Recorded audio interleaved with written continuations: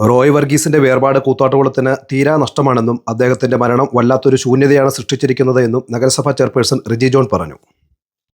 അത് അധികപ്പറ്റാണ് എന്ന യാഥാർത്ഥ്യ ബോധത്തോടുകൂടിയാണ് ഞാൻ നിങ്ങളോട് സംസാരിക്കുന്നത്. അദ്ദേഹവും മംഗലത്തുള്ള മംഗലത്ത് കുടുംബാംഗങ്ങളായ 3 പേരെയും പറ്റിയുള്ള ഒരു അനുസ്മരണ ചടങ്ങ് അല്ലെങ്കിൽ പോലും അവരുടെ സഹോദരന്മാർ അവർ 3 പേര് ഒരുമിച്ച് ഈ മംഗലത്ത് താഴത്തിന്റെ അല്ലെങ്കിൽ നമ്മുടെ നാടിന്റെ ശബ്ദമായി, എന്നാൽ അധികാര കേന്ദ്രീകരണമൊന്നുമില്ലാതെ ഈ നാടിന് വേണ്ടി അങ്ങനെ നിൽക്കുന്ന ആൾക്കാർ വളരെ വിരളമാണ്. എന്തെങ്കിലും സ്ഥാനങ്ങളുണ്ടെങ്കിൽ കൂത്താട്ടുകുളം മംഗലത്താഴത്ത് മംഗലത്ത് റോയ് വർഗീസിന്റെ നിര്യാണത്തിൽ അനുശോചനം രേഖപ്പെടുത്തി നടത്തിയ അനുശോചന യോഗത്തിൽ സംസാരിക്കുകയായിരുന്നു അദ്ദേഹം. Sunny Kuriakose, Prince Paul John, PM Scaria, Sibi Kottaram, PC Bhaskaran, advocate Boban Varghese, Sreekumar, Rajan Thomas Uppazhakkattu, Thommachan Thekkumkattil, Yakoba സഭയുടെ മുൻ secretary advocate Peter K Elias, Viju John, Boban, Rejimon Alex, AK Devadas തുടങ്ങിയവർ സംസാരിച്ചു. വിചാരിക്കാത്ത സമയത്ത് റോയ് ചേട്ടൻ നമ്മളിൽ നിന്ന് വേർപെട്ടുപോയി. നമ്മുടെ ഈ പ്രദേശത്തും നമ്മുടെ സമീപ പ്രദേശത്തും നിന്നും ഉള്ള മുഴുവൻ ആളുകൾക്കും ഏത് നിമിഷവും ഏതാവശ്യത്തിനും സമീപിക്കാൻ കഴിയുന്ന ഒരു വ്യക്തിത്വത്തിന് ഉടമയായിരുന്നു റോയ് ചേട്ടൻ. ഇപ്പോൾ ഈ മംഗലത്താഴം പ്രദേശത്തുണ്ടായിട്ടുള്ള വികസന പ്രവർത്തനങ്ങളെ സംബന്ധിച്ച് മിസ്റ്റർ ബോബൻ ഇവിടെ കുറേ കാര്യങ്ങൾ സൂചിപ്പിക്കുകയുണ്ടായി. നമ്മുടെ മംഗലത്താഴത്തുള്ള ജെനീസ് ലൈബ്രറി ഉൾപ്പെടെ 50 വർഷങ്ങൾക്ക് മുമ്പ് അത് പ്രവർത്തനം ആരംഭിക്കുന്ന ഘട്ടത്തിൽ ലേറ്റ് ആയതുകൊണ്ട് ഓടിച്ചെന്ന് കൗൺസിലിലേക്ക് കയറുമ്പോൾ CDSന്റെ ചെയർപേഴ്സൺ ശ്രീമതി സതി പറഞ്ഞാണ് മരണവാർത്ത അറിയുന്നത്. പെട്ടെന്ന് എനിക്ക് റോയിച്ചേട്ടനെ അടുത്ത ഇടയ്ക്ക് കാണുമ്പോൾ അസുഖമുണ്ട് എന്ന് ഫിസിക്കൽ കണ്ടീഷനിൽ തന്നെ മനസ്സിലായിരുന്നുവെങ്കിലും ഇത്തരത്തിൽ പെട്ടെന്നൊരു വേർപാട് ഉണ്ടാകുമെന്ന് ഒരിക്കലും പ്രതീക്ഷിച്ചിരുന്നില്ല. ഞാൻ ഈ മരണവാർത്ത അറിഞ്ഞ് എനിക്കറിയാം, വിശ്വസിക്കാൻ കഴിഞ്ഞില്ല. ഞാൻ ഉടനെ തന്നെ ചെയർമാനോട് പറഞ്ഞു, ദേവമാതാ ഹോസ്പിറ്റലിൽ ചെന്നു. അപ്പോൾ ഇതുപോലെ ഇത്ര പിടിയുന്നൊരു വേർപാടുണ്ടാകുമെന്ന് ഒരിക്കലും നമ്മളാരും തന്നെ പ്രതീക്ഷിച്ചില്ല. ദൈവമാണ് ഇതെല്ലാം തീരുമാനിക്കുന്നത്. അവരുടെ കുടുംബത്തോടൊപ്പം ഞാനും എൻ്റെ വ്യക്തിപരമായ ദുഃഖവും രേഖപ്പെടുത്തുന്നു. അതോടൊപ്പം തന്നെ ഞാൻ പ്രതിദാനം ചെയ്യുന്ന പാർട്ടിയുടെ അനുസ്മരണം യോഗം പ്രസിഡന്റ് ശ്രീ R ശ്യാംദാസ്, നമുക്കറിയാം അദ്ദേഹം കുറേ നാളുകളായിട്ട് ഇപ്പോൾ കാലിന് അസ്ഥിക്ക് പൊട്ടുള്ളത് കൊണ്ട് 2 ആഴ്ചകൾ കഴിഞ്ഞിട്ട് ക്ലാസ് വിട്ടുള്ളൂ. അതുകൊണ്ടാണ് അദ്ദേഹത്തിന് എത്തിപ്പെടാൻ പറ്റാത്തത്. അദ്ദേഹം കൃത്യമായിട്ട് അനുശോചനം അറിയിച്ചിട്ടുണ്ട്. ഉഴവൂർ ബ്ലോക്ക് പഞ്ചായത്തിൻ്റെ പ്രസിഡന്റ് ശ്രീമതി ബിന്ദു സുരേന്ദ്രൻ കാഞ്ഞിരപ്പുഴ, അവർ സുഖമില്ലായിരിക്കണം, അതുകൊണ്ട് എത്തിച്ചേരാനാകത്തില്ല. എൻ്റെ അനുശോചനം വ്യക്തിപരമായിട്ട് അറിയിക്കണമെന്ന് അറിയിച്ചിട്ടുണ്ട്. അതുപോലെ തന്നെ പിറവം ബ്ലോക്ക് കോൺഗ്രസ് കമ്മിറ്റിയുടെ പ്രസിഡന്റ് ശ്രീ PC ജോസഫ്, അദ്ദേഹം ഈ അസംഘടിത തൊഴിലാളികളുടെ പ്രശ്നവുമായി ബന്ധപ്പെട്ട് പാലക്കാട് 2 ദിവസത്തെ സെമിനാർ ബ്ലോക്ക് പ്രസിഡന്റ്മാർക്കുള്ളതുകൊണ്ട് അവിടെ പങ്കെടുക്കുന്നതിന് വേണ്ടിയിട്ട് പോയിരിക്കുകയാണ്. അദ്ദേഹം കൃത്യമായിട്ട് അനുശോചനം അറിയിച്ചിട്ടുണ്ട്. ആദ്യമായിട്ട്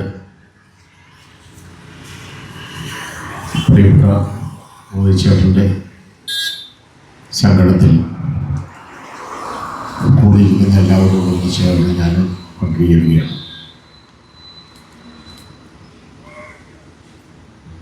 ഈ മംഗലത്താഴത്തിൻ്റെ ഒരു കണ്ണുനീരാണ്. ഒരു നോവലിൻ്റെ ഒരു ദേശത്തിൻ്റെ കണ്ണുനീരെന്നൊക്കെ പറഞ്ഞ പോലെ നമ്മുടെ പ്രദേശത്തിൻ്റെ ഒരു കണ്ണുനീരാണ്. റോയ് ചേട്ടനെ കുറിച്ച് ഓർക്കുമ്പോൾ 2009 ഞാനിന്നിപ്പോൾ ഇവിടെ സംസാരിക്കുന്നത് റോയ് ചേട്ടനോടുള്ള ആ സ്നേഹവും റോയ് ചേട്ടനോടുള്ള കടപ്പാടെന്ന് പറയുന്നത് റോയ് ചേട്ടനോട് എന്താണ് കടപ്പാടെന്നുള്ളത്. ഞാനിന്ന് എറണാകുളത്ത് ഒരു ഷോപ്പ് തുടങ്ങിയിരുന്നു. ഈ ഷോപ്പ് തുടങ്ങാൻ കാരണം ഞങ്ങൾ റിയൽട്ടൺ എന്ന് പറയുന്ന ഞങ്ങളുടെ ഗ്രൂപ്പായിരുന്നു. അന്ന് ഇത് ഞാൻ പറഞ്ഞിട്ടുണ്ട്, എറണാകുളത്ത് ഞാനൊരു ഷോപ്പ് തുടങ്ങാൻ പോവുകയാണ്. അപ്പോൾ നിങ്ങളുടെ അഭിപ്രായം എന്താണ്? എനിക്ക് ആകെ ടെൻഷനാണ്, കാരണം സക്സസ് ആവുമോ ഇല്ലയോ ഒന്നും അറിയത്തില്ല. അപ്പോൾ ആദ്യം ചാടി എന്നോട് പറഞ്ഞ ആളാണ് റോഹിത് ചേട്ടൻ. റജിമോനെ ഒന്നുകൊണ്ടും നീ വറിയിടാവണ്ട, ഈ ഞാൻ ചിന്തിച്ചത് തന്നെ ഏറ്റവും വലിയ ഗ്രേറ്റായ കാര്യമാണ്, തീർച്ചയായിട്ടും ഇത് മുന്നോട്ട് പോകണം, ഞങ്ങളുടെ എല്ലാം സപ്പോർട്ട് ഉണ്ടാവുന്നതുകൊണ്ട്. അന്ന് അങ്ങനെയാണ് രാജേട്ടനായിരുന്നു ഞങ്ങളുടെ പ്രസിഡൻറ്റ്. രാജേട്ടന്, വിജു, സജി എല്ലാവരും എനിക്ക് സപ്പോർട്ടായിട്ട് നിന്നോട് മാത്രമാണ് ശരിക്കും ഞാൻ തുടങ്ങിയത്. അന്ന് ഞാനിങ്ങനെ ആടി നിൽക്കുകയാണ് വേണം. എനിക്ക് അദ്ദേഹവുമായിട്ട് 2.5 നൂറ്റാണ്ട് കാലത്ത് പരിചയമുണ്ട്. ഞാനും അദ്ദേഹത്തിൻ്റെ ഇളയ അനുജനും ഒന്നിച്ച് പഠിച്ചവരാണ് നമ്മൾക്ക് കൂടി. ഇതേപോലെ ഇത്തരം കാര്യങ്ങളുടെ അനുഭവം ഉള്ളവർ പറയുമ്പോഴാണ് മറ്റുള്ളവർക്ക് മനസ്സിലാവുന്നത്. ഇവിടെ ആ കടയിൽ പ്രദേശത്തിൻ്റെ ഒരു തുണിക്കടയുണ്ടായിരുന്നു. റോഹിച്ചേട്ടൻ്റെ അച്ഛനെ പിടിച്ചിരുന്ന മംഗലത്ത് മുതലാളി എന്നാണ്. ഈ മംഗലത്തിന്റെ പേര് തന്നെ വരുന്നത് മംഗലത്ത് കുടുംബത്തിൻ്റെ പേര് തന്നെയാണ്. അപ്പോൾ ഞാൻ ഒരു കാര്യം പുറത്തു പോവുകയാണ്. നമ്മുടെ സ്കൂളിലേക്ക് വരുമ്പോൾ ഈ പഴയ Kottayam MP advocate Francis George, Piravom MLA advocate Anoop Jacob, Kerala Pradesh Congress കമ്മിറ്റിയുടെ vice president Jaison Joseph, Kaduthuruthy MLA advocate Mons Joseph, Piravom block president PC Jose, Uzhavoor block panchayat president Bindu Surendran, Koothattukulam SNDP union secretary CP Sathyan, NSS Karayogam president R Shyamdas, Kottayam DCC vice president advocate Biju Punnathanam, Ernakulam DCC secretary Ullas Thomas, Sunny Puthiyadam, കൗൺസിലർമാരായ ബെന്നി വർഗീസ്, സിന്ധു മനോജ്, കൃഷ്ണ ശ്യാം എന്നിവർ അനുശോചനം രേഖപ്പെടുത്തി. അനുശോചന യോഗത്തിൽ പങ്കെടുത്ത എല്ലാവർക്കും എൽദോസ് റോയ് മംഗലത്ത് നന്ദി രേഖപ്പെടുത്തി. ആദ്യമായിട്ടാണ് ഞാൻ ജീവിതത്തിൽ സംസാരിക്കുന്നത്. നമ്മുടെ അപ്പയുടെ വിടവാങ്ങുകളിൽ നിന്ന് കരയിൽ മാനസികമായി വരുന്നേ ഉള്ളൂ.